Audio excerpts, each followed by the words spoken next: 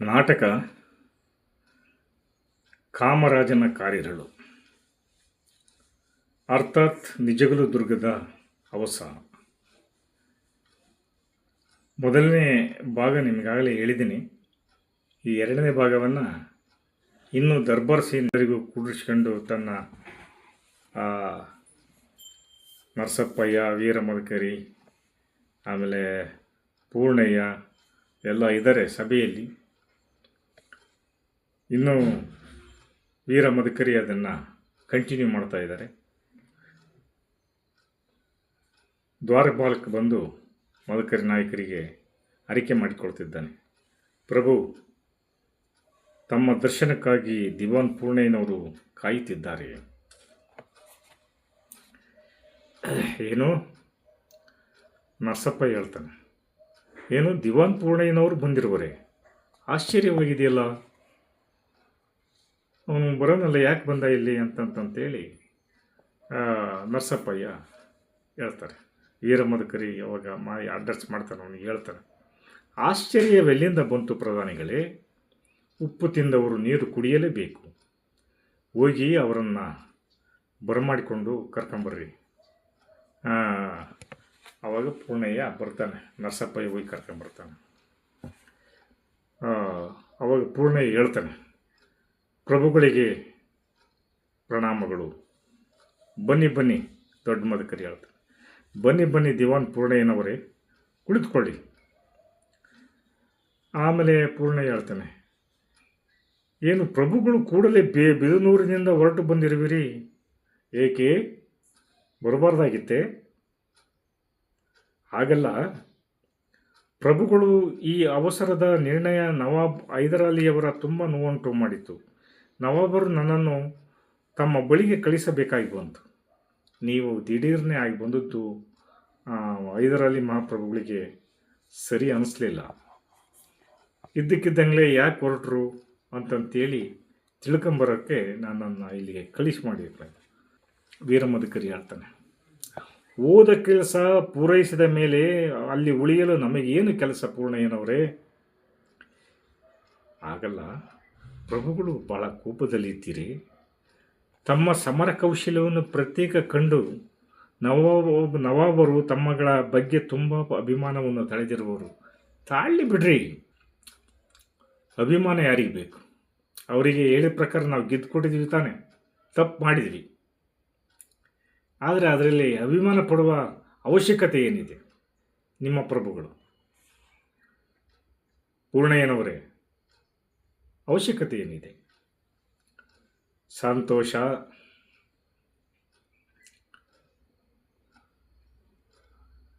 ಆ ಅನುಮಾನ ಅವ್ರಿಗೆ ಯಾಕೆ ಬಂತು?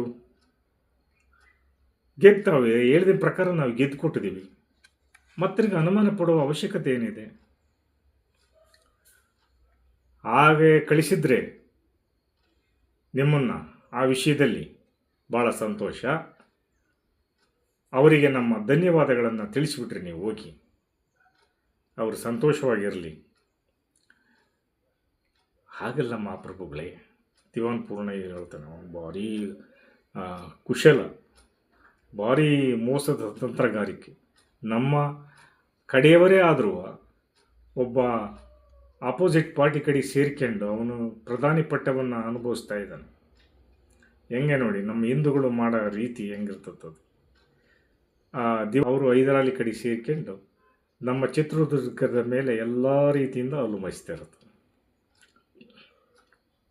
ಪೂರ್ಣಯ್ಯ ಹೇಳ್ತಾನೆ, ಎರಡು ರಾಜ್ಯಗಳ ನಡುವೆ ಒಡಮೂಡಿದ ಈ ಮಧುರ ಬಾಂಧವ್ಯ ಹೀಗೆ ಮುಂದುವರಿಯಲಿ ಎಂದು ಆಶಿಸಿ ವೈಭವಪೂರ್ಣವಾಗಿ ತಮ್ಮನ್ನು ಗೌರವಿಸಿ ಕಿಲ್ಲತ್ತುಗಳನ್ನು ಅವರು ನಿಮಗೆ ಕೊಡಬೇಕು ಅಂತೇಳಿ ತೀರ್ಮಾನ ಮಾಡಿದರು ನಮ್ಮ ಹೈದರಾಲಿ ಖಾನ್ ಅವರು. ನೀವು ಎಲ್ಲವನ್ನು ತಿರಸ್ಕರಿಸಿ ಬಂದುಬಿಟ್ರಿ ದಿಢೀರ್ನೆ. ಇದು ಯಾಕೋ ಸೂಕ್ತವಾದ ಪರಿಣಾಮ ಅಲ್ಲ ಅಂತಂತೇಳಿ ಅವರಿಗೆ ಅನುಮಾನ ಬಂತು. ಆವಾಗ ವೀರಮದಕರಿ ಹೇಳ್ತಾರೆ, ಪೂರ್ಣಯ್ಯನವರೇ, ಇಲ್ಲಿ ಕೇಳಿ, ನಮಗೆ ಕಿಲ್ಲತ್ತು ಗೌರವ ನೀಡಲು ನಿಮ್ಮ ನವಾಬ ಯಾರು?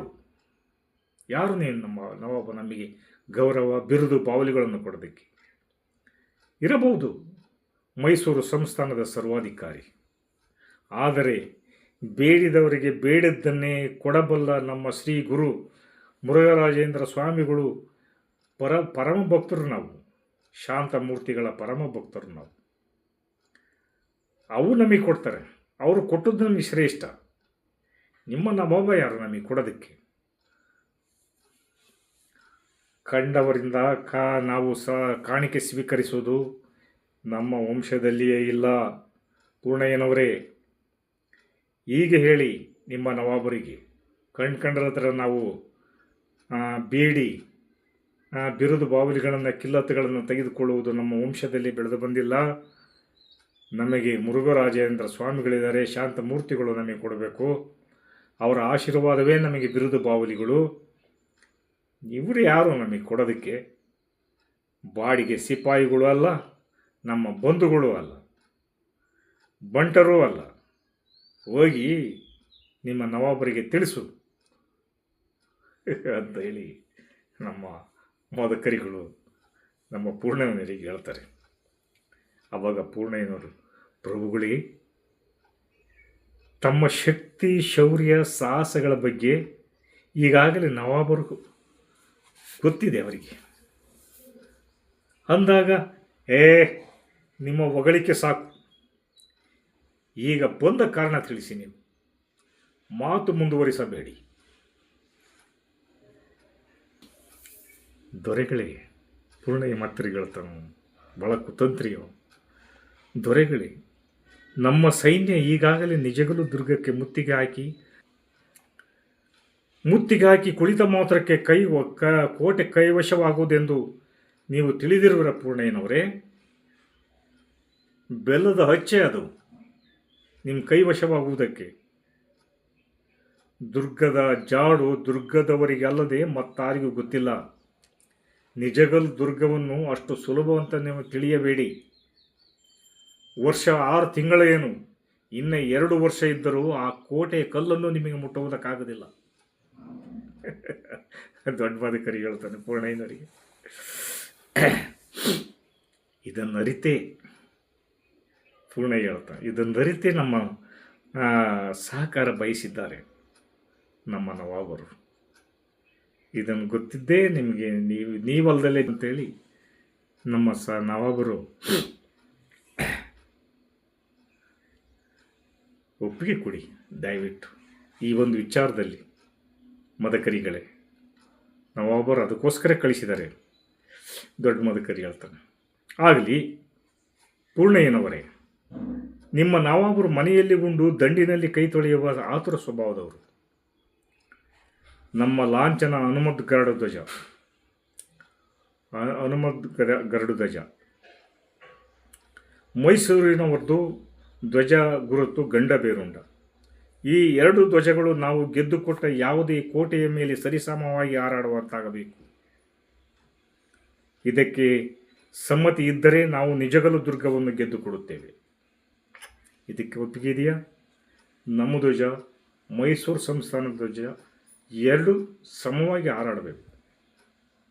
ಆ ಒಪ್ಪಿಗೆ ಮಾತ್ರ ಸಿಕ್ಕಿದ್ರೆ ಮಾತ್ರ ನಾವು ನಿಜಗಲ್ ದುರ್ಗವನ್ನು ನಿಮಗೆ ಗೆದ್ದುಕೊಡ್ತೀವಿ. ಕೇಳಿ ನಿಮ್ಮ ನವಾಬನಿಗೆ, ಇದು ಸಾಧ್ಯನಾ ಇಲ್ಲ ಅಂತಂತೇಳಿ.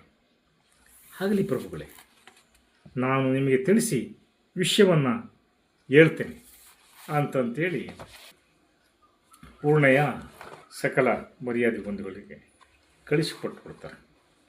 ಇಲ್ಲಿ ಎಡವಿದ್ದು ಇದೆ, ಈ ಮದಕರಿಗಳು ಎಡವಿದ್ದು ಇಲ್ಲೇ. ಪಾಪ ಅವನು ಕಾಮರಾಜ ಇವರಿಗೆ ಸಂಬಂಧಿಕ, ನಮ್ಮ ನಾಯಕರ. ಆ ಸಂಬಂಧಿಕನಿಗೆ ಇವನಿಗೆ ಯಾವುದೋ ಒಂದು ಕೆಟ್ಟ ಆಸೆಗಾಗಿ, ಆಮೇಲೆ ಅವನು ಕಳಿಸಿದ ಒಂದು ದಿಮಾಕಿನಿಂದಾಗಿ ಇವರು ಪೌರುಷ ಅರಳಿಬಿಡ್ತು. ನಾವು ಹಿಂಗೆ ಪೌರುಷ ಇರ್ತೀವಿ, ನಮ್ಮ ಕೊಟ್ಟು ಗೆದ್ದುಕೊಡು ಅಂತ ಕಳಿಸಿದಾನೆ ಮೈಸೂರಿನ ನವಾಬ ಅಂತಂತೇಳಿ ಹರಳಿ. ಪಾಪ ಅವನ ನಿರಪರಾಧಿ ಕಾಮರಾಜನ್ನ ರಾತ್ರೋರಾತ್ರಿ ಲಗ್ಗೆ ಇಟ್ಟು ಅವನ್ನ ಹಿಡ್ಕೊಟ್ಬಿಟ್ರು. ಇವರು ಮೊದಲನೇದಾಗಿ ಮಾಡಿದ ಮೊದಲನೇ ತಪ್ಪು. ಅಲ್ಲೇ ಅವರಿಗೆ ಸೋಲು ಉಂಟಾಗೋದು. ಚಿತ್ರದುರ್ಗ ಇವನ ಭಾವನೆಗಳು ಇವನ ಕ್ಯಾರೆಕ್ಟರೈಸೇಷನ್ನು ಇವರಿಗೆ ಅರ್ಥವಾಗಲಿಲ್ಲ. ನವಾಬ ಮುಂದೆ ಯಾವುದಕ್ಕೂ ನಮಗೆ ಸಹಾಯ ಆಗಬಹುದು, ದೊಡ್ಡ ಯುದ್ಧದಲ್ಲಿ ನಮ್ಮನ್ನು ರಕ್ಷಣೆಗೆ ಅನೇಕ ಸೈನ್ಯಗಳನ್ನು ಕಳಿಸಿಕೊಡ್ಬೋದು ಎಂಬ ದುರಾದೃಷ್ಟದಿಂದ ಈ ಮದಕರಿಗಳು ಇದನ್ನು ಆಲೋಚನೆ ಮಾಡಿ ಮುಂದೆ ಅವನಿಗೆ ಸಹಾಯ ಮಾಡುವುದು ನಮ್ಮ ಒಳ್ಳೆಯ ಸ್ನೇಹಿತ ಆಗ್ಬೋದು ಅಂತಂತೇಳಿ ಅವರು ಮೋಸ ಆಗಿಬಿಡ್ತಾರೆ. ಅವನು ಕಾಮರಾಜ ಮಹಾಶೂರ. ಅವನ ಬರೀ ಕಲ್ಲಿನಿಂದ ಕೋಟೆ ಕಟ್ಟಿರ್ತಾನೆ. ಅಂಥ ಒಂದು ಭದ್ರವಾದ ಕೋಟೆಯನ್ನು ಇವನಿಗೆ ಹೈದರಾಲಿಗೆ ಆಶ್ವಾಸನೆ ಕೊಟ್ಟು 2 ಜನ ಮದಕರಿಗಳು, ಪರಶುರಾಮ ನಾಯಕ ಇವರು ಖಾಸಾ ಬೇಡರ ಪಡೆಯೊಂದಿಗೆ ಮೋಸ ಮಾಡಿ ಅವರಿಗೆ ಕೋಟೆಯನ್ನು ಗೆದ್ದು ಕೊಟ್ಟು ಬಿಡ್ತಾರೆ. ಅವನು ಹೇಳ್ತಾನೆ, ದುರ್ಗದವರ ಜಾಡು ದುರ್ಗದವರಿಗೆ ಗೊತ್ತಿಲ್ಲದೆ ಮತ್ತೆ ಯಾರಿಗೂ ಗೊತ್ತಿಲ್ಲ ಪೂರ್ಣಯ್ಯನವರೇ. ನೀವು 6 ತಿಂಗಳು ಮುತ್ತಿಗೆ ಹಾಕಿಬಿಟ್ರೆ ನಿಜಗಲ್ ದುರ್ಗ ನಿಮಗೆ ಕೈವಶ ಆಗ್ಬಿಡ್ತತ. ಹೇಳಿ ನಿಮ್ಮ ನವಾಬನಿಗೆ, ಆ ಕಲ್ಲು ಮಣ್ಣುಗಳಿಂದ ಕಟ್ಟಿಲ್ಲ ದುರ್ಗದ ಕೋಟೆಯನ್ನು, ನಿಜಗಲು ಕೋಟೆಯನ್ನು ಆ ಹಿರಿಯರು ರಕ್ತ ಸುರಿಸಿ ತನ್ನ ಕಲ್ಲುಗಳಿಂದ ಕಟ್ಟಿದ್ದಾರೆ.